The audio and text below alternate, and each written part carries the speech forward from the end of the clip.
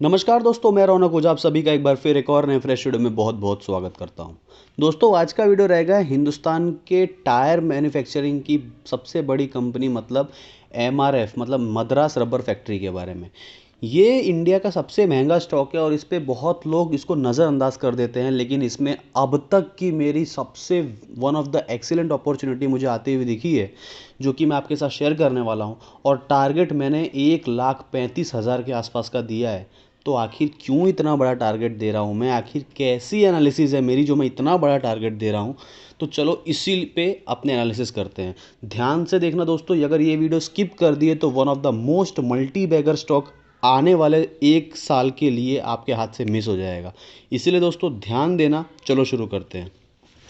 दोस्तों, यहाँ पे अगर एमआरएफ को देखते हो आप ध्यान से, तो एमआरएफ आपको कैसा दिखता है। पहली बात तो ये देखो कि इसके मूवमेंट के बारे में जानो।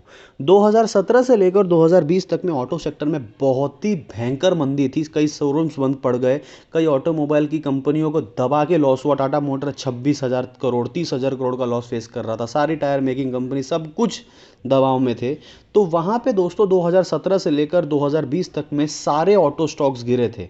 एमआरएफ भी ऑटो से लिंक है दोस्तों, इसीलिए इसको ऑटो सेक्टर में ही गिनना, आप यही समझ लो, क्योंकि टायर ऑटो मोबाइल में ही लगते हैं। तो यहाँ पे दोस्तों ध्यान दोगे तो एमआरएफ देखो इतना गिरा है।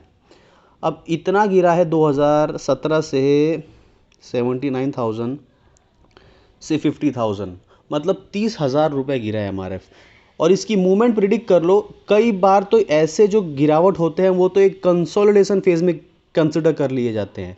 ऑन द अदर हैंड इसके कंपटीटर मानो मतलब चलो अगर सीएट को देख लोगे आप, सीएट को देखते हैं चलो।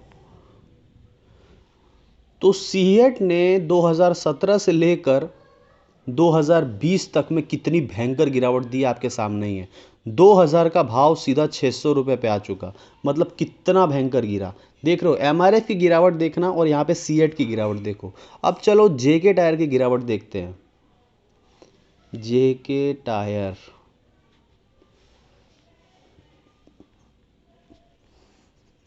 जेके टायर की गिरावट देखो, मतलब पूरा स्टॉक धुल गया है 2017 से। पूरा जब से ऑटो सेक्टर में मंदी आई, ये सारे कंपनियों का तो मानो दिवालिया निकल गया। 200 रुपये के आसपास का भाव था, सीधा कितने पे आ गया, 30 रुपये पे आ चुका है, 32 रुपये। मतलब क्या से क्या होगा, एक 1/10 के रेशियो पे ये स्टॉक गिर चुका। और जेके टायर का कितना बड़ा नाम है, JK tyre, Goodyear tyre, CEAT tyre, Apollo tyre भी चलो देख लेते हैं। अपोलो टायर, ध्यान देना दोस्तों, मैं बहुत ही तगड़ी एनालिसिस करने वाला हूं और ये एनालिसिस मिस मत करना। वीडियो लंबी बनेगी लेकिन पूरा लिंक टू लिंक बात करूंगा, जो कि आपको एकदम परफेक्ट ओवरव्यू दे देगा कि इसमें इन्वेस्ट करना है कि नहीं करना है। अपोलो को देख लोगे तो करीब करीब देखो, ये कहाँ है, यहाँ पे 480 से सीधा 40 रुपीज़, मतलब 1/10 हो गया। 450 500 का भाव सीधा 40 रुपये पे आ चुका है, 50 रुपये पे। ये दोस्तों सीएट का अपोलो का हाल है। तो मतलब पिट चुके हैं ये सारे stock. On the other hand अब जाके एमआरएफ को देखोगे तो एमआरएफ भी भाई साहब टायर ही बनाती है ना, लेकिन ये क्यों नहीं इतना गिरी, ध्यान दो, ये क्यों नहीं इतना गिरी। ये तो सिर्फ ये छोटा सा ज़्यादा समझ लो एक कंसोलिडेशन फेज ही ये जोन में आया, ये तो गिरी ही नहीं, मतलब ऐसा समझ लो। क्योंकि दोस्तों ध्यान दोगे तो ये स्टॉक में गिरावट नहीं बल्कि ये कंसोलिडेशन फेज चला है, जो कि ये सपोर्ट अपने को ऑलरेडी दिखा रहा है कि बॉस ये सपोर्ट से वापस बाउंस बैक कर रहा है। इनफैक्ट कोरोना काल भी ये स्टॉक का ज़्यादा कुछ नहीं बिगाड़ पाया। हाँ, नो डाउट कि स्टॉक तो गिरा है। देखो 7,500 73,000 का भाव सीधा आपको 50,000 पे मिला, लेकिन जैसे ये स्टॉक ये 24 तारीख को नीचे गया, तुरंत 25 तारीख को ऐसी मानो बहुत बड़ी रैली आई और ये स्टॉक ने ये सपोर्ट को रिस्पेक्ट कर दिया। तो यहाँ से यही देखने को मिलता है कि ये स्टॉक ने गिरावट नहीं बल्कि एक कंसोलिडेशन फेज दिखाया है।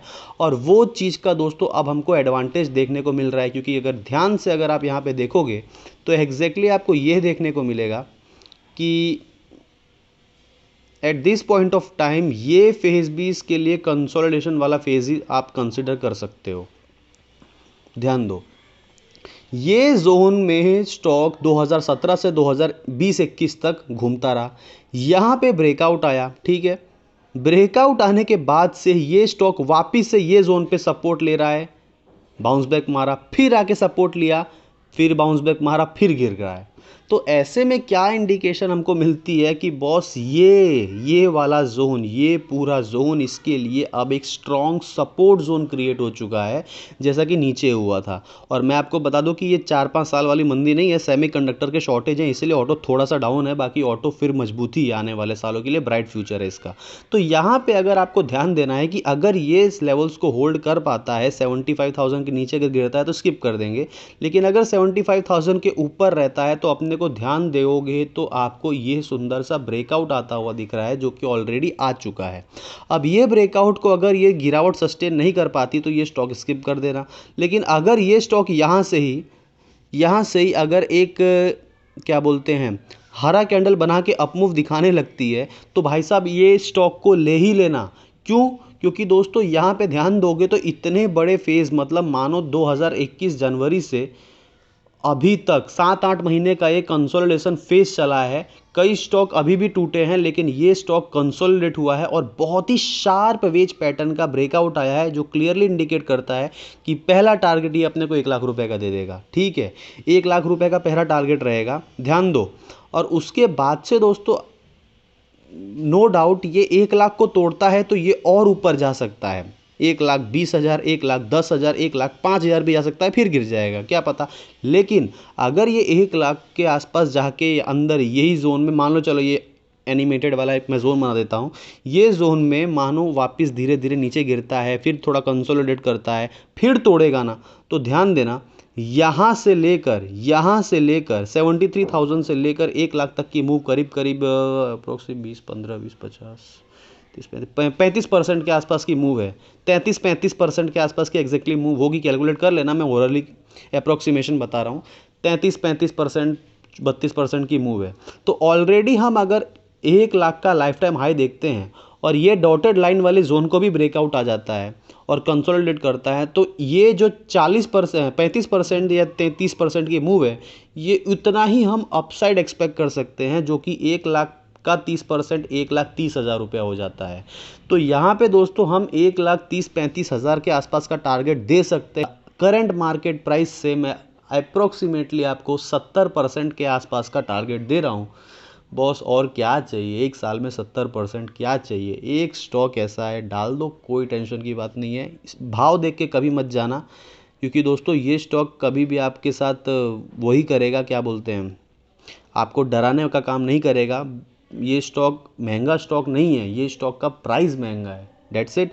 ऐसा मत समझो कि 20,000 शेयर लेने हैं, 1 लाख शेयर लेने हैं, 2 शेयर 50 शेयर लेने हैं, एक शेयर ही इसका लोगे, आपको लाइफ टाइम का अच्छा काम करेगा। तो बस दोस्तों आज के लिए इतना ही। मुझे उम्मीद है वीडियो पसंद आई होगी। वीडियो अच्छी लगी तो वीडियो को लाइक करो, शेयर करो, कमेंट करो, चैनल को सब्सक्राइब करो। आज के लिए इतना ही। आपका बहुत बहुत धन्यवाद।